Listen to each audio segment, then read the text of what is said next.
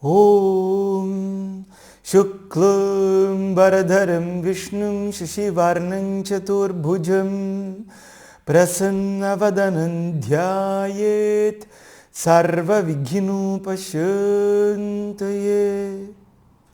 Om Namah Shivaya Gurave Sachid Anandamurtaye Nishprapanchaya Shantaya Shri Shivanandaya Te Namaha Shri Vishwanathaya Te Namaha.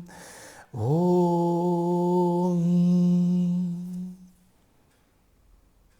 Yogena Chittasya Padena Vacham Malam Sharirasya Cha Vaidyakena Yupakarotam Pravaram Muninam Patanjalim Pranjaliranatosmi Pranjaliranatosmi Abahu Purushakaram Shankha-chakra siddharinam Sahasra shirasam shvetam Pranamami Patanjalim.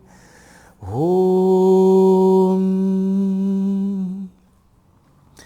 Namastê, seja bem-vindo, seja bem-vinda. Nós escolhemos aqui no Instituto Brasileiro de Yoga, Meditação e Vedanta, Darshana, cujo esse nome Darshana vem de ver, ou seja, um compromisso em transmitir a visão dos Vedas através de Vedanta e também da prática de Yoga, Meditação, que se complementam como nós estamos vendo, escutando, refletindo e aprendendo através dessas aulas. Yoga Sutras foi escolhido como um texto de abertura, porque é a primeira vez que é o início, né, desse ensino direto do original, e é importante que a gente faça isso se a gente quer realmente compreender a mensagem, se a gente quer captar a visão. Porque a forma adequada de aprender não é pegando traduções e comparando as traduções entre si e chegando a uma nova conclusão. Mas é pegar palavra por palavra no seu original e tentar entender qual que é o significado, qual que é o contexto, qual que é a visão que esse conjunto de sutras, que são pequenos versos, querem nos passar. Sendo assim, com a escolha de fazer o Yoga Sutras, que não é um texto simples, tanto que se você pegar mesmo um livro com os comentários em cima de cada sutra, muitos dos sutras não serão entendidos e a maioria, se não a totalidade, você não consegue extrair a total essência do que está sendo dito com aquelas palavras. Então, dessa maneira, a gente está fazendo um estudo aprofundado, direto do original, palavra por palavra. Como a gente já estudou, né, existe uma ideia que é passada no meio do yoga, que o avançado do yoga é aumentar o tempo de meditação. Quanto mais casca grossa, né, usando uma linguagem bem comum, eu me torno no yoga, maior é o meu tempo de meditação. Aí eu tenho uma sessão, eu tenho 2 sessões, eu tenho 3 sessões, e quando eu estou lá quase faixa preta, eu tenho 4 sessões e medito quase o dia inteiro. E aí, para quem tem filho, para quem tem um trabalho, para quem tem algumas outras responsabilidades, pergunta, nossa, eu gosto tanto da espiritualidade, gosto tanto do yoga, me faz tão bem, mas é difícil conceber a ideia que o caminho que eu estou escolhendo para mim de vida faz com que eu tenha que abrir mão de muitas coisas que eu gosto. Esse era exatamente o meu questionamento quando escutava essas coisas lá atrás. E o grande ponto aqui, e não é inventado da cabeça de um professor ou de outro professor, o grande ponto é que o texto, ele nos elimina essa confusão, porque o texto deixa claro. Yama niyama sena pranayama pratyahara dharana samadhayoshtangani. Ou seja, pela prática dos membros do yoga, aí ele cita Yama, Niyama, Asana, Pranayama, Pratyahara, Dharana, Dhyana, Samadhi, Ashta Angani ou Ashta Anga. São os 8 Angas que a gente começou a ver. Provavelmente esse é o sutra que torna esse texto mais famoso, junto com o nome, né, com a palavra yoga e esse caminho sistemático, porque esse é um caminho progressivo e sistemático. Se você não tem o mínimo de domínio de asana, você vai ter muita dificuldade de dharana, de concentração. E asana aqui pode ser, de maneira bem simplificada, uma forma que o corpo assume, estável e confortável. Como é que você vai se concentrar? Vai direcionar a atenção para um ponto, vai manter, se o corpo não fica. Não tem como. Então, esse Ashtanga é um caminho progressivo e sistemático que deve ser seguido por aquele ou por aquela que quer ter o comando sobre a sua própria mente. Porque para essa pessoa e a gente já vai complementar, a dissociação do sofrimento, ao reconhecimento que o eu, ele é livre. Ele não é condicionado a um bajulador.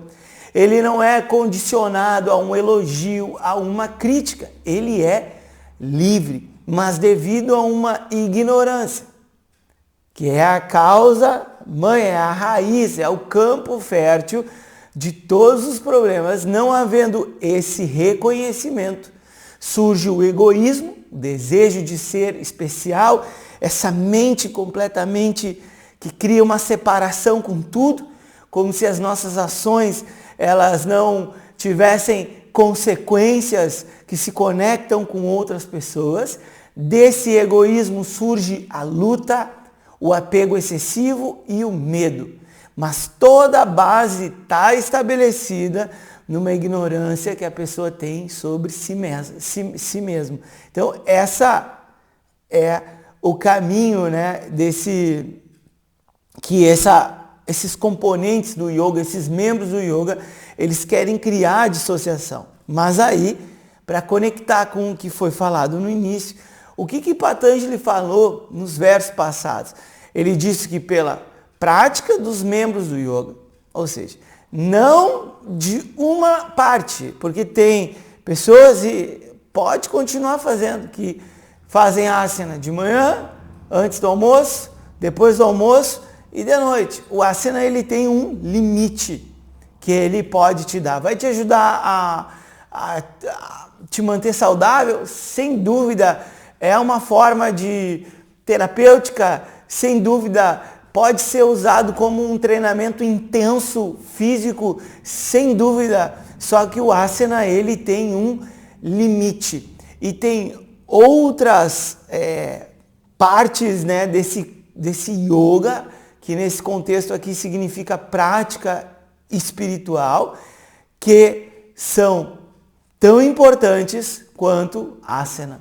Até por isso que asana, quando a gente divide o yoga, e tem várias divisões, as divisões são mais uma forma para se estudar, porque quando você pratica não tem a divisão, né? Hatha Yoga, você faz o pranayama, o asana, o shavasana, o relaxamento, e aí você tem o Raja Yoga. Raja é um rei, quer dizer o superior, aquilo que é superior, que aí é a concentração, é a meditação, é a concentração profunda, é o Samadhi, apontando que No momento que você tem um domínio sobre o seu próprio corpo, você tem a capacidade de começar a ter, vamos chamar assim, um relacionamento mais harmonioso com a sua mente. Tá? Existem várias formas de descrever isso. A gente descreve como um relacionamento mais harmonioso, livre de conflito com a própria mente. Então, pela prática, não de uma parte, mas pela prática da totalidade do Ashtanga, dos 8 membros, o que acontece? O conhecimento brilha. Só que o conhecimento só vai brilhar se você estiver escutando os ensinamentos. Dentro de uma aula formal de yoga, é verdade que o professor ele dá muitas orientações. Ele indica muitos caminhos e que você vai desenvolver capacidades ali, vai ter vários entendimentos sobre como lidar consigo mesmo. Mas é numa aula como essa que vai te levar ao conhecimento base, que é o quê? O conhecimento discriminativo. Nós escolhemos algumas aulas para deixar aberta, né? A gente abre algumas aulas para que as pessoas possam ver, talvez você não está matriculado em uma aula regular e está só assistindo uma aula para ver como é que é uma aula de Vedanta, direto no original. Um dos pontos aqui é que todos os termos foram explicados em profundidade ou serão explicados em profundidade. Como a gente vem nas aulas regulares e a gente já explicou, a gente não vai voltar mais, porque já foi explicado profundamente esses temas, com todos os detalhes, não vai voltar. Então a melhor forma de você aprender é se matriculando nas aulas regulares através do Instituto Brasileiro de Yoga e Meditação e Vedanta Darshana. Então, o conhecimento discriminativo, ele faz o quê? Ele faz essa separação de um eu livre, que é puro, que não é tocado, né, de verdade por uma pessoa, por uma situação, um objeto, porque pessoas, situações, objetos não são provedores dessa paz. Essa paz é aquilo que eu sou, é a minha própria natureza, é isso. Como a gente estudou em várias e várias aulas e nós não vamos voltar. Então, eu quero ter a mente qualificada que é capaz de ver com o apoio do meio de conhecimento, o Pramana, porque o Pramana revela. A mente qualificada, ela vai escutando, vai refletindo para ver se faz sentido. E o esforço está em se estabelecer nesse conhecimento, tornar essa visão que é passada por esse meio de conhecimento, no caso aqui o Yoga Sutras, a sua visão. E não só mais uma ideia bonita, e sim tornar essa visão uma realidade na tua própria experiência. E aí você junta o Pramana, o meio de conhecimento, a experiência pessoal e a lógica para validar tudo que está sendo dito aqui. Esse é o filtro de todo esse conhecimento de Vedanta, que não é baseado em crença, no que você tem que acreditar, e sim em realidade. Por isso que o filtro de Vedanta é o quê? Experiência pessoal, a lógica e o próprio Pramana, que vai revelar, né, que vai transmitir o caminho. E assim, aquela ideia de que o avançado é a pessoa que aumenta cada vez mais o tempo de meditação não é verdadeira. Porque, como o próprio Patanjali falou, pela prática dos membros do yoga, as impurezas são removidas. A maior delas, uma ignorância sobre si, e outras impurezas, digamos, menores, mas que incomodam muito, é o quê? Tudo aquilo que perturba a mente é considerado uma impureza. Se você estiver com a mente calma, não é difícil de reconhecer que paz nunca veio de fora. Essa paz sempre esteve em você. Não é a natureza que cria esse, como a gente usou esse exemplo, esse eu livre. Apesar de aparentar, não é a natureza, esse eu livre está sempre presente, mas não é reconhecido pela pessoa. Então, devido a uma ignorância, a gente precisa jogar conhecimento. E é aí que ele coloca, ó, faz brilhar o conhecimento até o conhecimento discriminativo, até você conseguir fazer essa separação. Que aí é usado vários termos, né? O conhecedor, o conhecido, o sujeito e o objeto, o eu e o não eu. Então não adianta só falar isso, né? Ah, eu sou o conhecedor, o experienciador, eu não tenho dúvida. Mas se você não entende o que é experienciado por você, e esse que é o experienciador, você ainda não entendeu. Você já tem uma noção, uma ideia, mas o ponto aqui não é ficar apegado às palavras, e sim é usar as palavras para enxergar algo que está sendo mostrado e apontado pelo mestre do texto, Patanjali, e o próprio texto através das suas palavras. Na aula passada, a gente viu, está começando a ver o que é chamado de Yama. Aí o sutra é o seguinte: Ahimsa, Satya, Asteya, Brahmacharya, Aparigraha. Esses são os Yamas.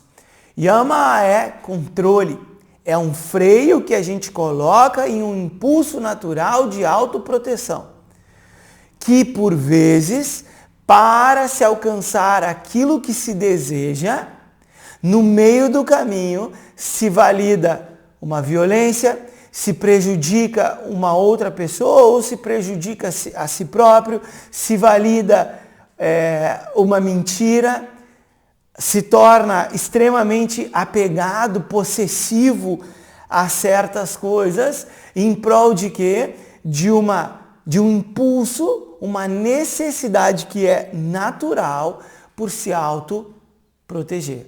Só que o grande ponto é o seguinte: quando eu reflito sobre as minhas ações, eu não consigo ficar feliz sabendo que eu obtive algum tipo de prazer às custas de principalmente prejudicar alguma outra pessoa ou também prejudicar os animais. Inclusive, é devido ao primeiro princípio, vamos dizer assim, Ahimsa, que vem o vegetarianismo, que é a não violência, a não agressão aos animais. É tentar o máximo que você conseguir frear essa agressão. Totalmente nunca será possível, até mesmo para uma pessoa vegetariana. Por quê? Porque a pessoa vai ter que pegar uma plantinha, alguma coisa e por aí vai. Essa discussão é feita muitas e muitas vezes, mas o grande ponto aqui é que não tem como ficar 100% sem, de uma certa forma, algum tipo de agressão, porque a gente precisa se alimentar e esse é o nosso ciclo evolutivo, ele funciona assim. Uns se alimentam dos demais e é assim que está estruturado. Então, Ahimsa é Paramo Dharma. Paramaha é o superior princípio do Dharma. A gente fala muitas vezes de Dharma, mas é uma coisa que muitos não entendem. As pessoas falam com convicção: eu tenho que seguir o Dharma, eu quero uma vida correta. Mas assim, o que seria, o que será o correto, né? O correto num ponto, a gente pode dizer o justo, né? É que esse universo ele está se doando. Desde quando a gente vem para cá, a gente ganha muitas coisas. A gente ganha a possibilidade de morar em um planeta, a gente ganha uma mãe, a gente ganha um pai, por mais que alguns não gostem do pai que tem, da mãe que tem, mas é dado para você. A gente ganha um corpo, a gente ganha água, a gente ganha o ar, a gente ganha o alimento, porque está tudo disponível, foi tudo doado para que a gente possa usufruir. Então a gente vem e a gente está usufruindo aqui desse universo. E a contrapartida é o quê? É eu contribuir. Porque se eu estou recebendo, e estou recebendo muito, o meu papel é me doar, é contribuir. Então, em uma versão positiva, Ahimsa é um compromisso em se tornar um contribuidor. Diferente dessa mentalidade que foi exacerbada pelas redes sociais, de tentar tirar as coisas dos outros, né? de fazer uma lógica argumentativa para como se a pessoa encantasse o outro para tirar alguma coisa do outro. O yogi tem a visão totalmente diferente. Eu não quero nada de você. Não quero nada de você. Eu estou aqui com sinceridade. Só espero que você ofereça também a sua sinceridade e talvez a gente se conecte. Talvez a gente não se conecte, mas de coração. Eu não estou aqui para tirar algo de você. Eu estou aqui, se eu puder, para contribuir de alguma maneira com você. Essa é a atitude que está por detrás desse ahimsa. Mas aí você pode questionar, ahimsa não é violência? O que tem a ver ahimsa com contribuição? Esse A na frente de ahimsa nega a violência. Não prejudicar, não causar uma violência. Qual que é o oposto de prejudicar? Contribuir, ajudar. Então é uma mudança de visão que a gente tem através do conhecimento e que faz com que a gente mude completamente a nossa atitude.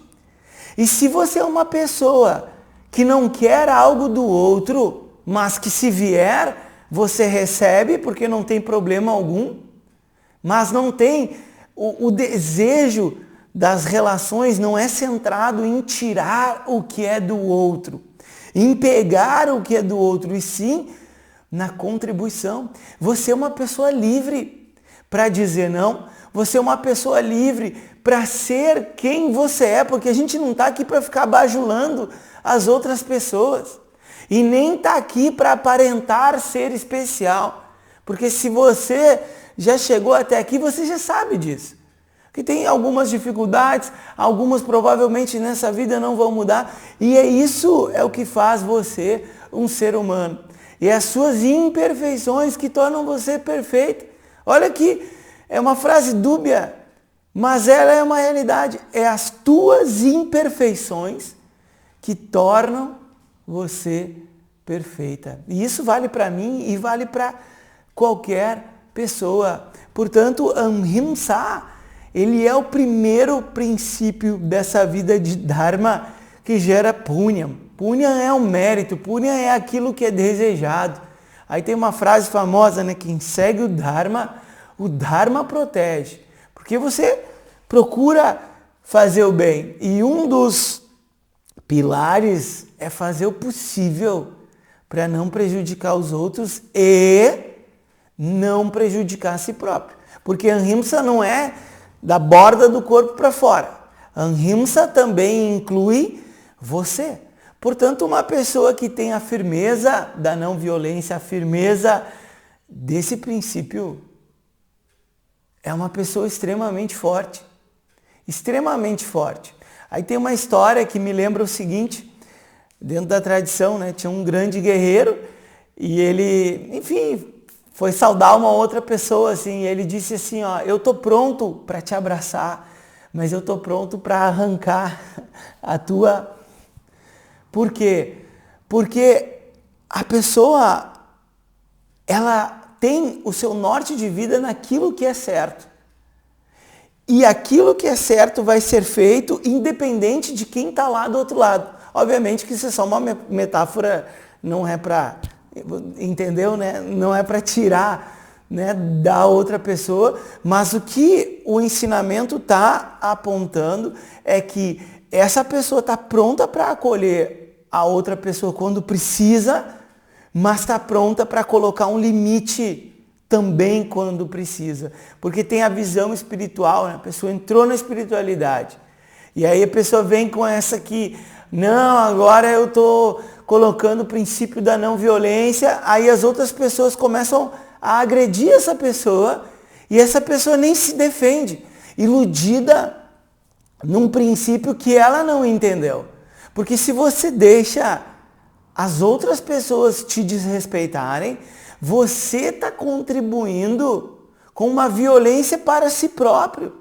Então, ahimsa, O não prejudicar, a não violência, envolve evitar a violência ao outro, mas também a si próprio. Como a gente já falou sobre isso, nós vamos pular. Então, ahimsa é o primeiro princípio. A parte que a gente diz negativa, porque tem uma não ação, não faça, né? Não faça o quê? Não prejudique os outros e não prejudique a si próprio. E do modo positivo é contribua. Contribua como você consegue, contribua no seu trabalho, contribua na sua relação professor e aluno. Como é que um aluno contribui com o professor? Estudando. Simples assim, estudando, aprendendo, né? Fazendo valer o tempo daquela pessoa que está dedicando à transmissão do conhecimento. Introjeta essa visão que tem como base esse conhecimento que vai mudar a tua atitude. Segundo princípio é Satya. Satya é a verdade, é a veracidade. E Ahimsa e Satya, eles caminham juntos. Apesar da gente descrever esses princípios separados, eles estão completamente conectados. E aqui a ideia desse princípio é o seguinte: é uma honestidade com as tuas emoções. Hoje parece que é a aula das fantasias que a gente está tirando, né? E tem muitas fantasias que a pessoa iluminada é aquela pessoa que está sempre assim, sorrindo, que está sempre tudo bem, sabe? Que nada incomoda, que não tem raiva. E isso é uma fantasia porque a pessoa ela pode ter adquirido a visão livre sobre si mesmo, mas ela continua sendo um ser humano. E como seres humanos, nós temos emoções. Quando eu comecei a prática de yoga, me fez tão bem, né, que eu comecei a pensar em como viver isso diariamente, porque se 2 ou 3 aulas por semana já me faziam bem, minha mente já calculou. Se 2 ou 3 aulas de yoga meditação já me fazem bem, imagina se eu viver isso. Que nem o Vedanta foi muito parecido. Nossa, uma aulinha por semana já vai mudando tanto a visão. Imagina se a gente estuda um pouquinho mais, né? E aí eu lembro que, conversando com o meu primeiro professor, olha, até tenho me interessado, de repente, né, em buscar aprender um pouco mais, mas eu não tenho a qualificação. Aí ele perguntou, né, mas por que tu não tem a qualificação? Ah, porque eu sinto muita raiva. Então eu acho que eu nunca vou conseguir viver como um yogi. Ele só dava risada, né? Porque a gente sente raiva até hoje. Eu sinto raiva até hoje, do meu biotipo. E toda pessoa sente raiva. O problema é que a gente aceita, por exemplo, a alegria, que é natural, e a gente se nega quando a gente sente raiva. Só que a raiva também é natural. É uma emoção como alegria, mas é uma energia diferente. Aí vou contar uma historinha que aconteceu com o meu filho, que foi muito interessante. Lembrando sempre que as histórias não têm um cunho, o professor é vaidoso, orgulhoso, ele quer falar sobre si. Não é esse o ponto. É só para a gente enxergar o princípio. E algumas histórias acabaram acontecendo comigo e facilita. Bom, toda sexta-feira, né, eu busco meu filho na escola e a gente tem algumas tarefas que normalmente a gente faz junto. E algumas sextas-feiras atrás, Lucas, meu filho, né, ele esqueceu alguma coisa. Só que a gente sempre tem um combinado dele se organizar e ajeitar as coisas. Ele, poxa, aí justo no dia que a gente vai fazer as atividades, ele esqueceu. Então fui lá eu, escola, vai na casa da mãe dele, vem para casa. Aí o bonito esqueceu lá umas coisas lá. Aí tive que depois de trabalhar a semana toda, acorda cedo e o bonito só em casa estudando. Aí a gente brinca com as mãozinhas pro ar aqui, bem livre, né? Poxa, aí o pequeno compromisso dele esqueceu. Muito bem. Qual que foi o diálogo que aconteceu? Aí eu fiquei com raiva, né? Porque eu estava cansado, tinha feito um monte de coisa, era uma semana assim que estava com várias coisas extras e ainda tinha que arcar com uma responsabilidade que era dele, né? Aí eu fiquei com raiva e aí eu falei para ele, poxa cara, por que tu não te organiza? Eu já falei isso para ti. Aí ele falou assim, eu não tenho culpa, pai, que eu esqueci. Resposta, entendo, realmente tu não tem culpa que esqueceu. Eu não tenho culpa que eu sinto raiva quando tu tem um compromisso e tu não cumpre. Eu não tenho culpa que eu sinto raiva. O que tu quer que eu faça? Se tu tem um compromisso pequeno, muito pequeno, e a cabeça está no mundo da lua e tu esquece as coisas. Aí eu tenho que ir e voltar na escola, ir na casa da tua mãe de novo, voltar para cá. Eu não tenho culpa também que eu tenho raiva. Fomos lá, buscamos as coisas, chegamos em casa, relaxamos. O que aconteceu? Teve briga? Teve agressão? Nada. Mas no momento que ele expressa a sua dificuldade, que é verdadeira, porque ele não esquece as coisas. Realmente a pessoa pode esquecer. Mesmo uma pessoa compromissada, organizada, pode esquecer. A mente é um instrumento e ela pode ter uma falha de memória e esquecer. É genuíno isso. Mas, do outro lado, a outra pessoa também se valida. Porque você não se nega, porque você está sentindo uma emoção. E nesse exemplo foi a raiva. Mas pode ser a tristeza. Poxa, acontece às vezes alguma coisa muito ruim no trabalho ali. Como é que a pessoa não vai ficar triste? Sabe? Pô, se dedica tanto a alguma coisa e daqui a pouco aquilo não dá certo. Aí a pessoa tem a tristeza. Só que aí a pessoa se condena. O que piora ainda a situação. Então, esse é o ponto que a gente encontra uma maturidade, um crescimento para quê?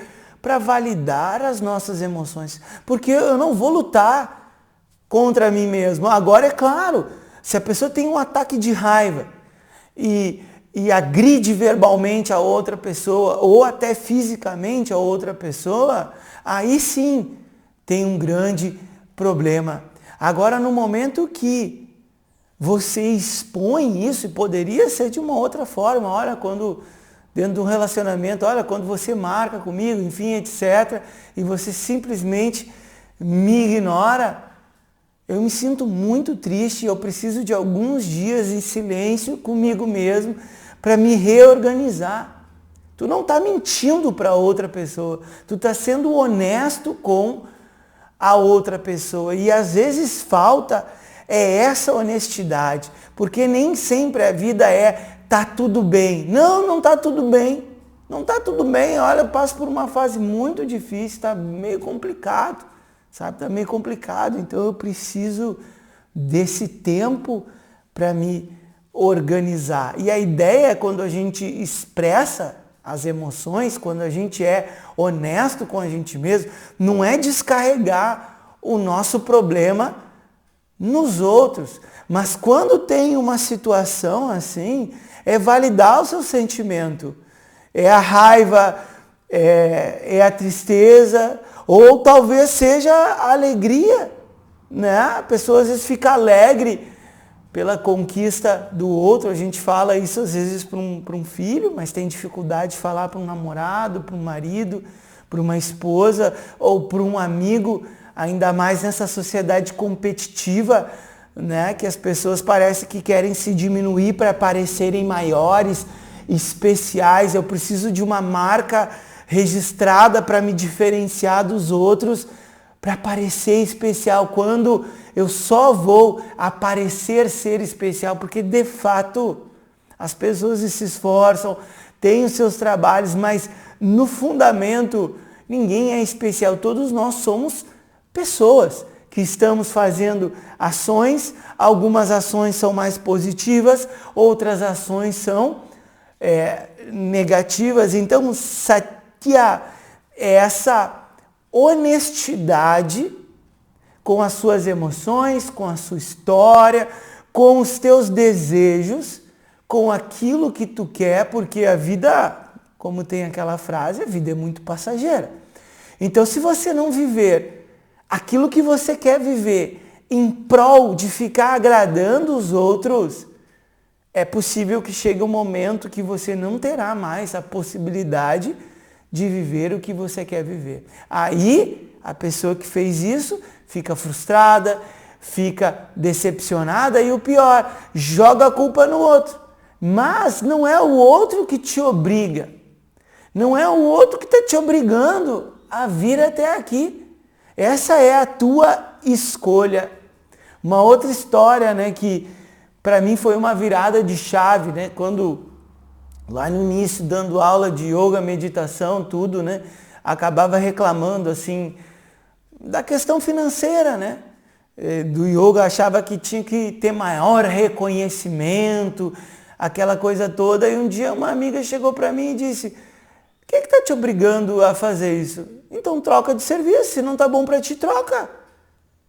Mas aí, quando a pessoa me jogou a verdade, na hora, qual que é a vontade? A vontade é de retrucar, porque a verdade às vezes pode doer. E é por isso que a verdade não é o primeiro princípio, porque a verdade às vezes machuca. E lá no fundinho tinha um recalque, porque reclamava, mas não queria trocar de trabalho. Por quê? Porque o que se ganhava, o que se ganha, são grandes tesouros. E depois vem a parte financeira melhora, essas questões melhoram, é trabalhar com dedicação, com esforço, tentando profissionalizar a coisa e tudo mais, e oferecendo o que a gente está oferecendo aqui, a nossa honestidade. A gente não tenta ser perfeito, mas tenta fazer o melhor com as condições que a gente tem. Então, o que aconteceu dando esse exemplo? Quando a pessoa jogou a verdade, no primeiro instante vem o desejo de retrucar, porque a verdade às vezes ela incomoda, mas a conclusão é: ninguém está me obrigando. Então, você precisa colocar na balança os prós e contras do que você escolheu, porque tudo tem prós e contras. A pessoa escolheu um relacionamento, olha, tem prós e tem contras. A pessoa escolhe passar um tempo com ela mesma, já se relacionou bastante, tudo mais, está a fim de dar um tempo. Tem prós e contras. Tudo na vida tem um ganho e tem um aperto. E você precisa colocar na balança qual que é esse ganho e o que você perde e arcar com as consequências daquilo que você escolheu. E isso não é culpa do outro, porque não é o outro que te obriga a fazer o que você faz. Isso vale, por exemplo, também para quem é concursado. Tem gente que reclama. Então por que não troca? Por que não troca? Muitos, não estou dizendo todos, tá? E o tópico da aula não é esse. Não troca porque ama a estabilidade, mas odeia as outras coisas. Mas se está tão ruim, a tua vida está passando, o corpo está envelhecendo, será que vale a pena por medo? Porque para muitos é por medo.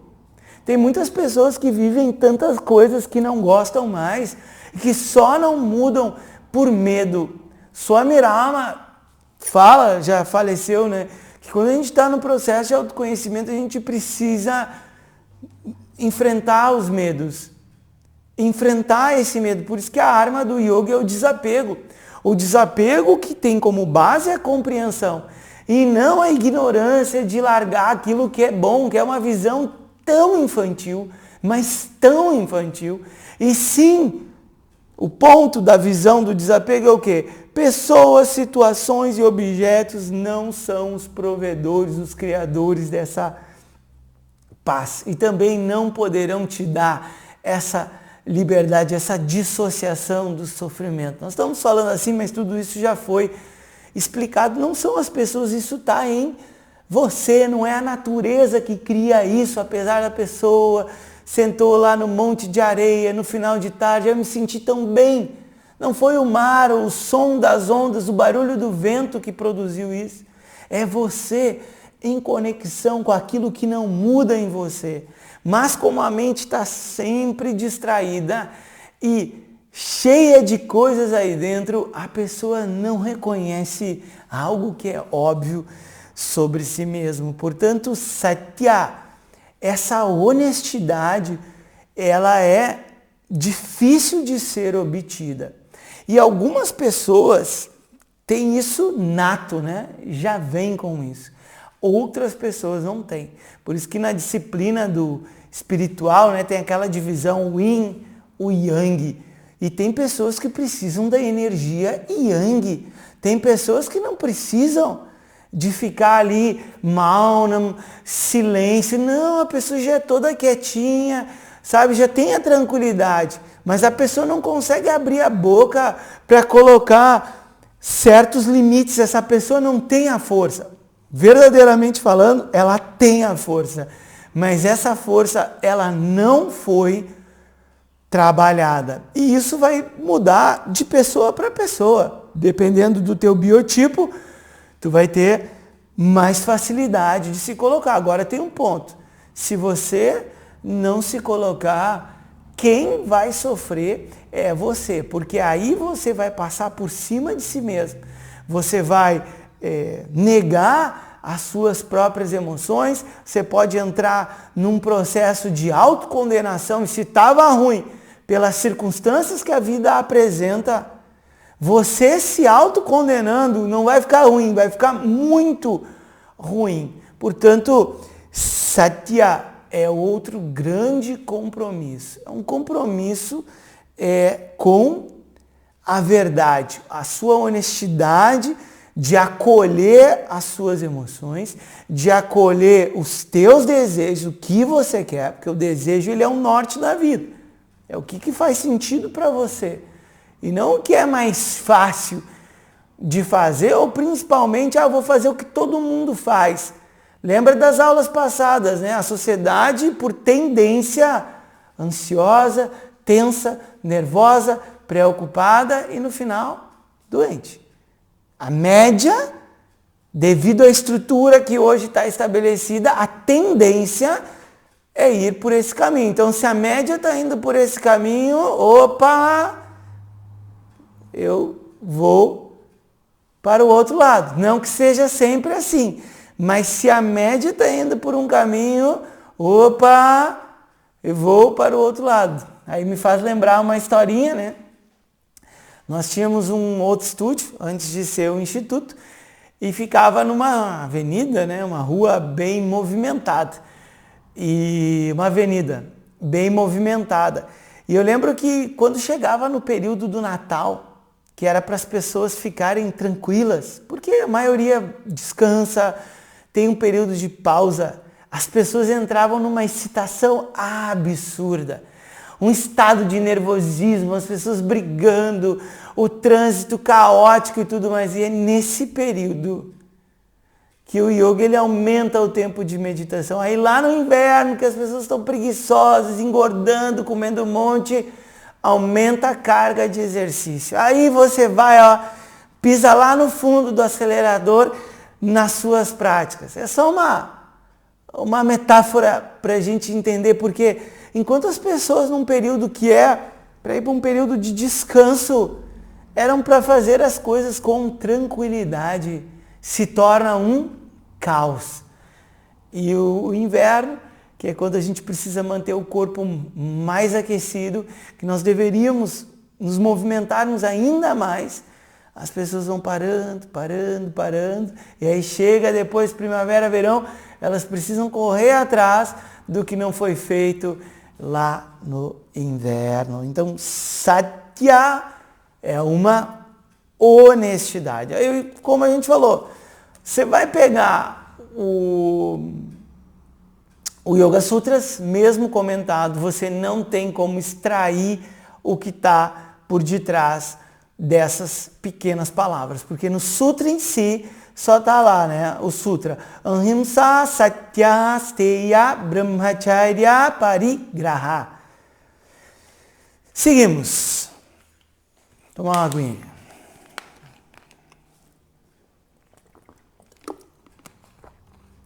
Asteia é não roubar. Para que citar isso, né? Não roubar, né? Aí é não tomar o que é do outro. É a mesma coisa que aquela atitude que a gente já falou, porque os princípios eles estão fundamentados, sabe? Eu não entro numa relação, e pode ser qualquer relação, sabe? Querendo o do outro, né? Nas corporações isso é tão comum, ou a pessoa toma uma advertência e o concorrente dá risada. Só que no momento que a gente entende que do outro lado tem uma mãe, tem um pai, tem uma pessoa que também quer ser feliz, como é que eu vou me sentir bem e confortável sabendo que uma outra pessoa está sendo prejudicada? Que nem sempre a outra pessoa é uma pessoa desonesta. Nem sempre é. A vida ela tem certas circunstâncias que são realmente complicadas. Então a atitude, de novo, como ahimsa, é uma atitude de contribuição. E essa pessoa que se relaciona no trabalho, se relaciona intimamente, que não visa esse tirar do outro, o que eu ganho? A gente sempre tem um ganho. A gente está aqui, por exemplo, numa relação professor-aluno. É óbvio que você tem um ganho de conhecimento, isso é um fato. Mas isso é uma coisa. Outra coisa é a pessoa com a atitude abusada. Não só a pessoa quer o ganho, mas a pessoa quer ganhar, por exemplo, pagando menos. Aí a pessoa quer ganhar mais atenção, enfim, fazendo várias perguntas sem pé nem cabeça. Ninguém faz isso aqui, eu só estou dando um exemplo. E a pessoa quer sugar o outro. Aí a contraparte da outra pessoa, por exemplo, tem uma aula ao vivo. E nem isso a pessoa pode fazer. Então a pessoa quer muito sem oferecer nada. E essa balança, ela está desequilibrada. É como se a pessoa quisesse roubar aquilo que é do outro. A pessoa está sempre pedindo. Está sempre pedindo favor, está sempre pedindo para as pessoas fazerem as outras coisas. Mas o que essa pessoa faz para contribuir? Aí é um pouco pesado o que eu vou dizer, mas essa pessoa é um ladrão. Essa pessoa é uma ladra. Porque ela só tira o que é dos outros e não oferece nada. Então, o asteia, esse não roubar, é uma atitude muito sutil de se colocar pela sua contribuição. E se ali não está bom, quem é que está te obrigando? Quem é que te obriga a fazer? Ninguém. Então, você não é obrigado a fazer nada. A gente ainda vive, né, num país livre. Esperamos que continue assim, né? Vivemos num país livre. Então ninguém está te obrigando a fazer nada. Eu não me relaciono com a outra pessoa pelo benefício que essa pessoa me traz. Óbvio que tem um benefício, porque senão ninguém se relacionava, por exemplo, ninguém casava se não houvesse um benefício. Mas a questão é quando essa atitude ela fica exagerada. E aí eu cobro a outra pessoa, que é como se a outra pessoa tivesse o compromisso de ficar me agradando para mim me sentir bem. Se você está se sentindo bem com você mesmo, você não precisa de um bajulador. Você não precisa de alguém ficar dizendo, como você é especial. Não precisa disso. Até um saco, um bajulador na volta. Não precisa disso. Entende? Você reconhece a sua força. Você reconhece o seu brilho. E agora, se uma pessoa contribui para você, como a gente falou, você recebe, não tem nenhum problema em receber algum tipo de contribuição. O ponto que está sendo colocado é nessa atitude, e principalmente uma atitude que tomou conta da internet, de tentar, meios sofisticados, de tentar tirar o que é dos outros. Vale qualquer coisa, qualquer história do herói, né? Eu já fui como você, eu sei como é difícil, aí eu quebrei a cabeça, aconteceu tal coisa, aí vai lá, conta toda uma história, a pessoa se conecta para tirar o que é do outro, e quando vê a entrega é algo muito pouco, sabe? E isso tomou conta assim, de uma mentalidade de pessoas mais jovens. Então, o yogi, ele cria essa atitude de contribuição, por quê? Porque ele também não é dependente dos outros, porque uma pessoa que é honesta, ela nem sempre vai estar agradando as outras pessoas. É a sua opinião. Às vezes aquilo não é bom para a pessoa e a pessoa vai ser honesta. Algumas pessoas ainda dizem assim, olha, posso ser honesto com você? Aí ele vai esperar, porque tem pessoas que vão dizer que não querem honestidade. Por isso que muitos mestres ficam em silêncio. Porque a outra pessoa ela não quer a verdade. A outra pessoa quer ficar se enganando. Então alguns ainda perguntam, posso ser honesto com você? Ah, pode, olha, eu vou te dizer uma coisa assim, sabe? Eu acho absurdo, só estou dando um exemplo, absurdo isso e aquele outro e tal. Isso não é para mim. Aí a outra pessoa, ela também tem uma oportunidade, porque ela também se vê através do outro. Quando o outro expõe, né, a sua verdade, a gente cresce junto. E esse satya dentro de um relacionamento vai ser anos de terapia. Se o relacionamento tem essa honestidade, os dois têm essa honestidade, e essa honestidade é colocada, você vai crescer anos e mais anos e mais anos dentro de um relacionamento. É como se fosse um retiro espiritual, desde que o relacionamento seja honesto, desde que as pessoas coloquem a sua verdade na mesa e assim as pessoas podem se ver. Porque todo mundo,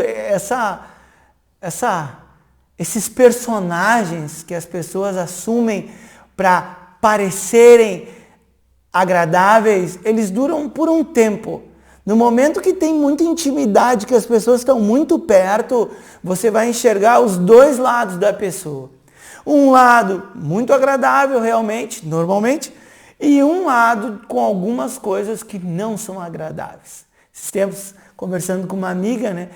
E a gente estava brincando, eu conheço ela há bastante tempo, né? Aí eu fiz um questionamento para ela, tu acha que tu não é chata? Mas a gente tem uma intimidade de muitos anos, né? E brincando assim, né? Aí até então ela achava que não. Aí quando eu perguntei, olha, tu acha que tu não é um pouco chata? Eu lembro que eu acho que eu falei um pouco chata. Acho que eu sou um pouco chata mesmo, porque ela estava falando de umas manias que ela tem lá, aquelas coisas. Aí só de ouvir as manias tu já fica meio, puxa, meio cansativo isso, aí, sabe? Então, todo mundo tem um lado chatinho, para ser sincero. E a verdade é o quê? É você colocar a sua honestidade para crescer, para amadurecer dentro do relacionamento. E a asteia tem a ver com essa atitude. Eu não quero tirar o que é do outro. Eu não quero tirar. Se o outro, ele me oferece, eu aceito de bom coração. Eu não tenho problema de receber nada de ninguém. Eu não tenho recalque, eu posso receber. Agora, a minha mentalidade não é viver para tirar o que é do outro, para me dar bem em cima do outro. Essa também poderia ser a tradução, né? É querer se dar bem em cima do outro. O asteia não é a minha atividade. Agora, uma pessoa que não quer o que é do outro não pode ser controlada. Ela está fora dos jogos de poder. Ela está fora porque ela não tem problema de dizer, olha, isso aqui não está bom para mim. É uma pessoa independente, uma pessoa forte, que se tiver que mudar, por exemplo, um trabalho, essa pessoa muda. Se tiver que, por um tempo, olha, esse relacionamento já deu, acabou, porque ficar num relacionamento por medo de ficar sozinho é o sofrimento para os dois. É o sofrimento por dois. E ninguém está dizendo aqui que é para você se separar. Nunca você vai ouvir isso. Isso aí é uma questão sempre interna da pessoa. Então, asteia é eliminar essa mentalidade de tentar tirar algo dos outros. Aí o exemplo que eu citei, né, foi o exemplo do meu pai, né? Meu pai saiu de Porto Alegre lá para Bahia para comprar uma caminhonete e comprou. Quando chegou em Porto Alegre, o assoalho da caminhonete estava todo podre. Ou seja, o rapaz roubou o meu pai, meu falecido pai, porque ele já não está mais vivo. Roubou, né? Porque ele entregou algo que estava podre, mas se deu o trabalho de enganar bem ali, né? Fez o que dava para enganar, falou bastante e tudo mais e passou a perna. Ou seja, ele conseguiu o que ele queria, ele obteve, né, o recurso, vai fazer outras coisas, mas às custas do esforço, do trabalho, do dinheiro da outra pessoa. Então, ao se conectar com a sua humanidade para uma pessoa que quer ter esse punha, esse mérito e quer a dissociação do sofrimento, esse tipo de ação, ela é contraditória com aquilo que se quer, porque essa pessoa nunca vai estar livre do sofrimento. Uma pessoa que engana os outros, que prejudica os outros, no fundo, também está prejudicando a si mesmo. Aí acaba que precisa usar várias drogas para dormir, precisa tomar remédio para dormir. Por quê? Porque a consciência é pesada, muito pesada. Brahmacharya é o quarto, né, valor de Yama. Tem 3 possibilidades, né? Vamos começar pela primeira que as pessoas colocam, que é o celibato. É a ausência da atividade sexual. A palavra em si não diz isso. Não diz nada de ausência da atividade sexual. Primeiro ponto a ser salientado.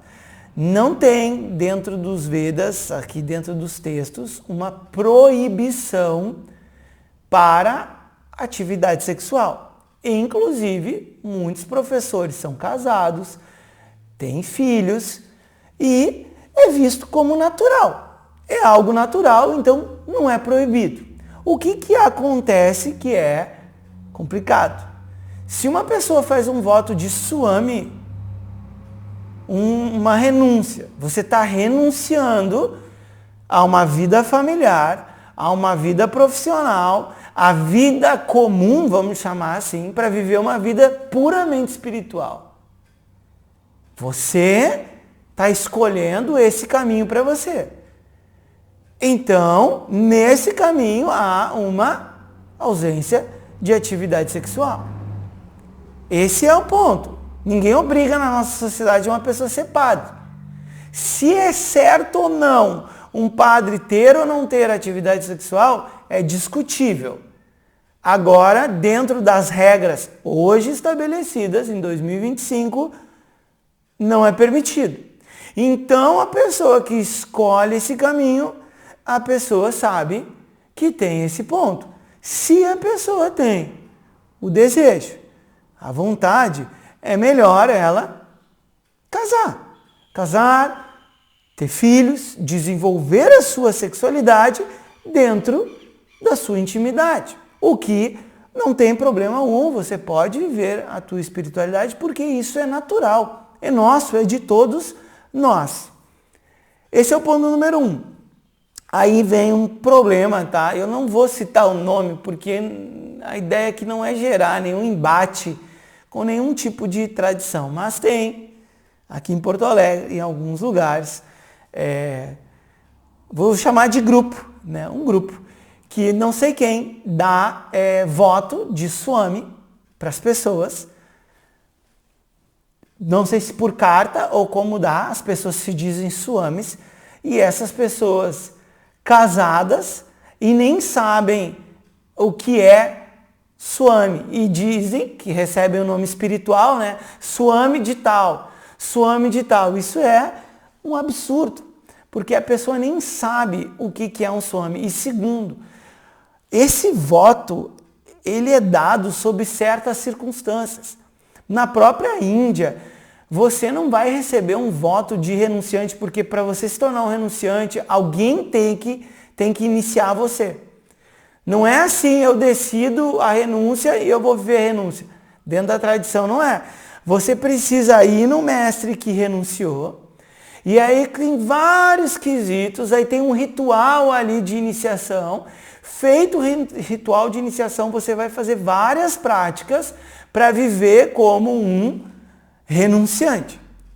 E se você tem uma esposa, um marido dependente, filhos dependentes, dependendo da sua condição de saúde, você não vai receber um voto para virar renunciante. Você não vai receber isso. Nem vai em lugares da Índia para fazer esses cursos longos de 2, 3 anos. As pessoas não aceitam, por exemplo, pessoas que tenham filhos pequenos. Não é desqualificando o pai ou a mãe. Não é. É porque você não pode ficar 3 anos longe dos teus filhos se eles dependem de você. Então é algo lógico e mais simples o processo. E aí as pessoas, simplesmente sem saber nada, em alguns grupos, para ter um nome espiritual, vão lá, é um Swami. Aí eu digo, eu sou Swami e Swami daquele outro. Aí quem conhece, a pessoa vê, nossa, que absurdo, essa pessoa não sabe o que está falando. Mas é aí que vem os problemas. E por isso que você vai escutar aqui, porque a gente vem de uma linha tradicional, o estudo adequado. Para quem está desde o início do Yoga Sutras, a gente já fez mais de 100 aulas, a gente vê que tudo tem uma lógica no que está sendo dito, sabe? Não tem nenhum ponto assim que a gente não possa explicar, que a gente não possa falar sobre o assunto, sabe? A gente pode falar sobre tudo, não tem essas coisas místico, esotérico, negócio de seita. Isso aí é a viagem da viagem da viagem de quem não conhece e aí por desconhecer começa a denegrir, a rebaixar, né? Sem conhecer. Porque o estudo adequado ele é feito assim. Existe um momento que a gente escuta, um momento de reflexão. E nesse momento de reflexão, todas as dúvidas de você são bem-vindas. A pessoa pode questionar um princípio. Olha, professor, tem aquele princípio lá da Anrim, eu não entendi bem. Por que não violência, o oposto é contribuir? Pode ser que você não entendeu. Então, aqui não é assim, é dito, está falado. Não, não. Se você tem uma dúvida, você envia a sua dúvida e a gente vai tentar chegar na conclusão que o mestre chegou, tentar alcançar a visão que o mestre chegou. E aí, para fechar, por que vem o celibato, tá? Porque Brahmacharya é o período dos jovens estudantes que moram na casa do seu mestre e que, obviamente, por morar na casa do seu mestre, não vão ter atividade sexual. Então, esse é a base do porquê que se diz celibato, né? Porque Brahmacharya é a busca de Brahma, né? É um compromisso com aquilo que é de valor. E aí, por que traduzem como celibato? Porque Brahmacharya é o estágio de vida do jovem estudante que morava, talvez ainda mora, né, por um período na casa do seu professor e ali ele está recebendo os ensinamentos e nesse ambiente não é permitido a atividade sexual. Concluído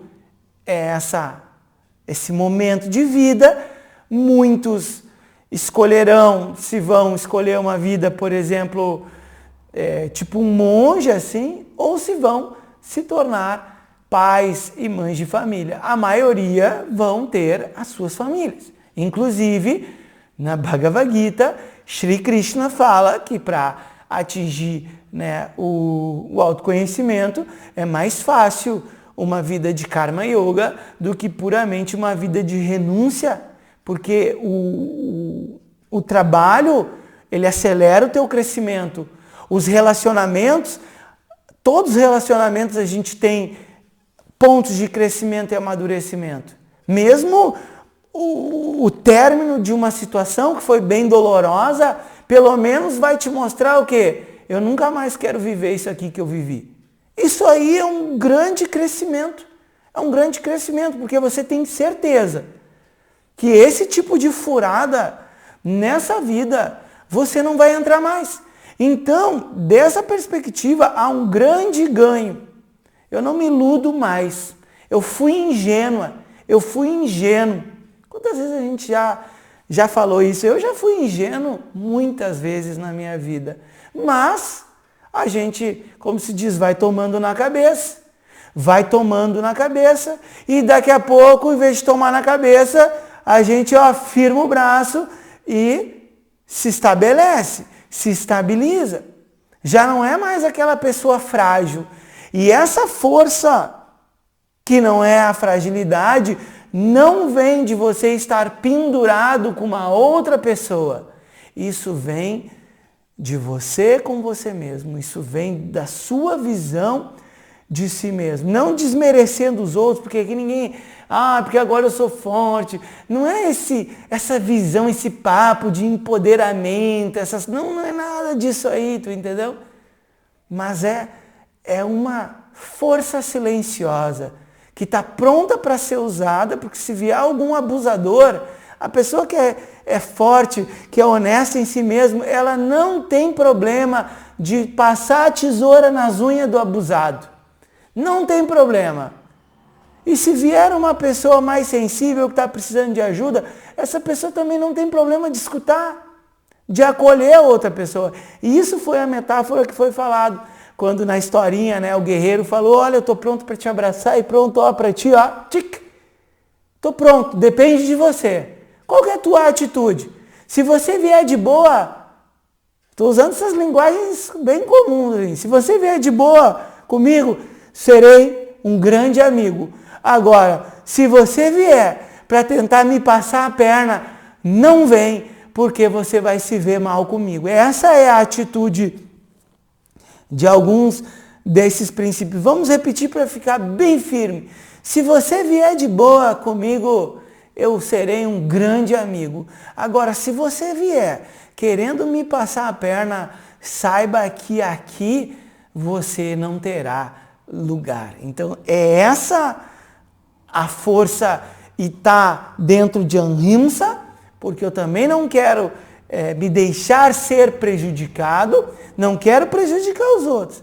Está com Satya, uma honestidade, aí vem essa atitude, uma atitude grande, de eu não quero o que é seu, eu não estou aqui para pegar algo que é seu, sabe? Eu não estou aqui, eu vou oferecer o que eu posso oferecer. Se o que eu ofereço não está bom, talvez o seu lugar ou o meu lugar não é aqui. Agora, se essa troca gera crescimento e amadurecimento, esse é o lugar.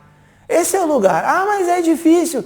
Eu estou crescendo, eu estou amadurecendo, eu estou, entre aspas, me tornando uma pessoa melhor. Então, esse lugar está bom, porque é isso que o yogi deseja, crescimento e amadurecimento. E nós vimos a primeira tradução de Brahmacharya, que é o celibato, no sentido de o período do jovem estudante. Mas aqui todo mundo praticamente já tem mais de 30 anos e, portanto, para nós não é o celibato, até porque hoje nós não temos nenhum na turma, nenhuma pessoa, nenhum renunciante. Todo mundo tem vida familiar e dentro dos ensinamentos não tem um ensinamento que diga que é proibido, a não ser que você escolha uma vida de renúncia, um estilo de vida de um renunciante. Aí dentro desse estilo de vida, para quem quer, a pessoa abre mão. Portanto, se você não quer abrir mão de uma vida familiar, o que não tem problema é um Karma Yogi. Você é um Karma Yogi. Você vai trabalhar, vai cuidar dos seus filhos, vai viver a sua vida. Contudo, vai ter uma parte que você dedica para a espiritualidade. E o próprio Shri Krishna fala que é mais fácil você alcançar um autoconhecimento através de uma vida de Karma Yoga, é mais fácil do que puramente uma vida de renúncia. Porque através do Karma Yoga, você tem o trabalho, você tem os filhos, você tem um momento de alívio de pressão, porque você vai viajar, você, enfim, vai fazer o que você quiser e você vai fazer. Então, sabendo disso, a gente continua nessa importante sessão do Yoga Sutras. Om Purnamadav Purnamidam Purnat Purnamudachyate Purnasya Purnamadaya Purnameva Vashishyate. Om Shanti Shanti Shanti. Om Shri Gurubhyo Namaha. Hare Om. Om Tat Sat. Então é isso aí, pessoal. Tchau.